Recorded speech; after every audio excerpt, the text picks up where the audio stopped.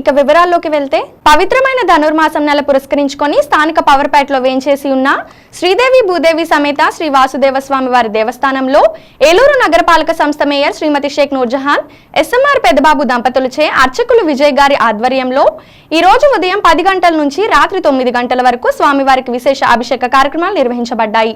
ఈ సందర్భంగా మేయర్ నూర్జహాన్ పెద్దబాబు మాట్లాడుతూ వెంకటేశ్వర స్వామి వారికి ధనుర్మాసం ఎంతో ప్రీతికరమైన రోజులు అన్నారు।